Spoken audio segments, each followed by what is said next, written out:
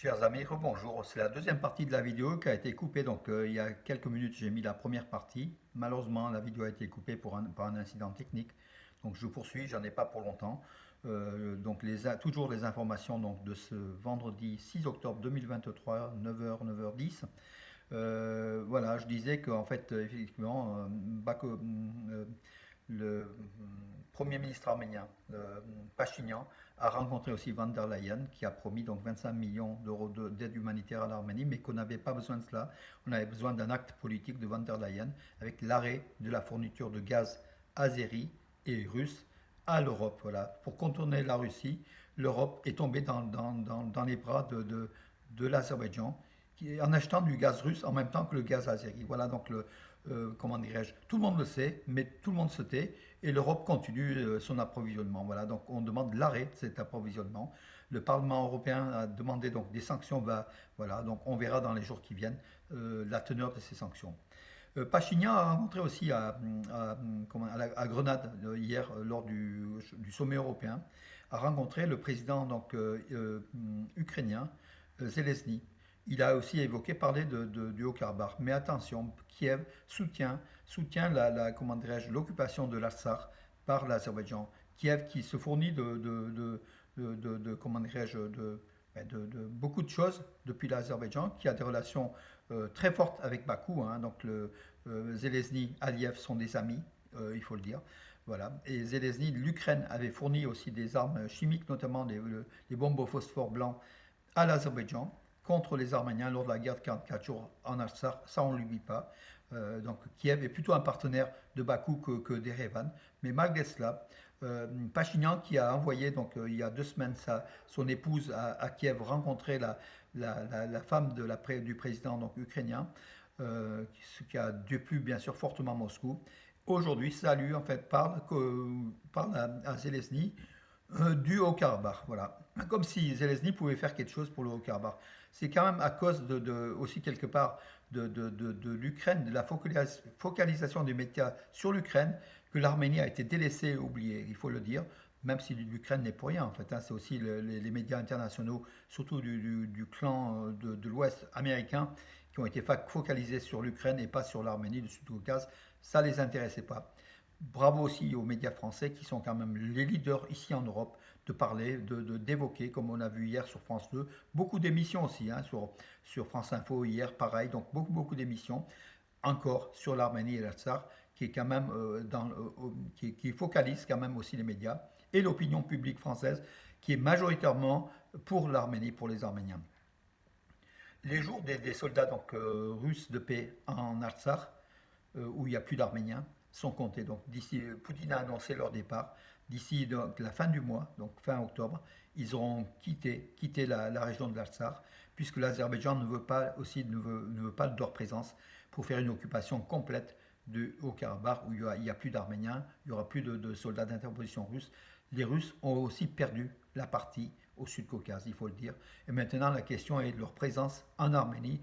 Est-ce qu'elle est utile ou pas? Un vaste débat qu'on n'ouvrira pas aujourd'hui. On verra dans les jours qui viennent l'évolution. En tout cas, Zatoudine, qui est un député russe et un des membres importants du Parlement de la Douma, affirme que c'est quand même assez catastrophique pour la Russie d'abandonner les Arméniens. Les Arméniens sont un peuple ami et dans ce Sud-Caucase, ils comptaient pour nous. Et puis voilà, donc ce qui s'est passé, c'est quand même dramatique et rapidement. Et nous, on doit nous séparer à contre-cœur de ces Arméniens qui étaient quand même nos alliés les plus précieux en fait. Voilà, parce que l'alliance Russie-Azerbaïdjan ne tiendra pas. Les Azéris comme les Turcs sont pas fiables. Ils tourneront dès que la Russie sera faible, ils s'occuperont de quitter ou de faire alors que les Arméniens étaient un peuple fidèle depuis 1828, depuis l'arrivée des premiers tsars dans le Sud-Caucase. Le peuple arménien d'Arménie et surtout de l'Artsakh qui est pro-russe, hein, beaucoup pro-russe. Il a été déçu, le pauvre. Voilà, donc vont avoir des sentiments anti-russes ont déjà, et ça va se développer malheureusement. Voilà, donc le partenaire qui était censé protéger ces chrétiens donc, du Sud-Caucase, qui était la Russie des tsars, aussi la Russie actuelle, n'a pas joué son jeu, et puis les Arméniens sont déçus. les Russes vont perdre un allié de poids, les Arméniens malgré tout, hein, même si aujourd'hui, stratégiquement, l'Azerbaïdjan représente beaucoup plus en termes d'économie de gaz et de stratégie avec la Russie et Ankara, pour Poutine pour contrer l'OTAN. Les Arméniens, peuple fidèle, sont une valeur ajoutée, qui n'ont pas de pétrole, qui n'ont pas de gaz, mais qui ont l'amitié, qui ont la fidélité qui était là. Voilà, et elle sera perdue de toute façon. Le gouvernement arménien a accordé 8 milliards de drams alloués pour financer les prestations sociales des citoyens de l'Artsakh. Donc, certains ont commencé à toucher les 100 dollars, 100 000 drams, à peu près 200 dollars par personne. Et à partir de la semaine prochaine, ça sera de façon plus massive. Le gouvernement arménien qui a fait un effort important, hein, justement pour ces Arméniens de l'Artsakh, pour les accueillir, les loger tant bien que mal, difficilement, avec l'aide aussi des pays européens, il ne faut quand même pas l'oublier. Voilà. L'Arménie continue son effort d'accueillir et d'intégrer cette population arménienne de l'Artsakh qui a perdu donc la patrie, qui a perdu un territoire millénaire, donc tous ses souvenirs, son patrimoine. Et aujourd'hui, bien sûr, tout le patrimoine arménien de l'Artsakh est menacé. L'Azerbaïdjan détruit. On a vu la croix qui était entre Stepanakert, près de Stepanakert, qui a été une croix géante, hein, qui était illuminée la nuit, qu'on voyait, hein, nous, souvent quand on allait en Artsakh. De loin, c'était visible à plusieurs dizaines de kilomètres. Cette croix a été détruite par l'Azerbaïdjan. L'Azerbaïdjan qui a changé déjà les plaques, toutes les plaques d'indication des rues et des panneaux d'indication de Stepanakert et du Haut-Karabakh, voilà. Et qui a nommé du nom du génocideur Enver Pacha l'une des rues de Stepanakert. Cela veut dire tout. Le Stepanakert n'est plus Stepanakert, d'ailleurs c'est Khantrendi, d'après donc l'Azerbaïdjan.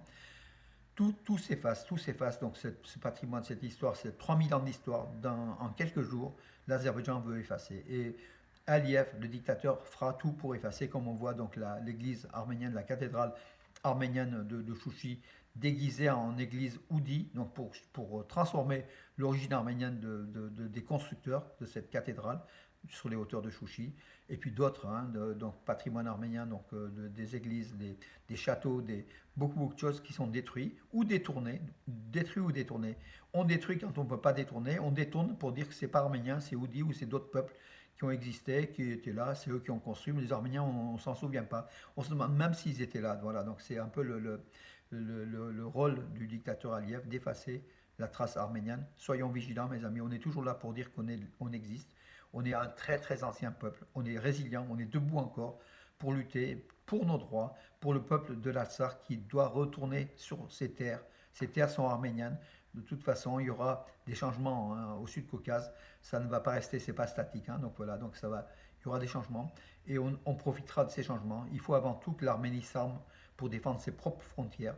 Voilà, donc et la France va aider. Donc nous en sommes convaincus. Donc on a d'autres éléments que ceux que les diplomates affirment, puisque les diplomates sont frileux, ils ne disent pas tout simplement pour pas effrayer ou pour pas créer des problèmes. Mais Yerevan et Paris, ça marche très très fort, mes amis, et on croit sur la France et puis sur d'autres pays. Hein, donc l'Allemagne qui commence à se ranger derrière la France pour l'Arménie. Hein, on a vu donc hier le chancelier allemand, l'Espagne qui donne aussi des signes.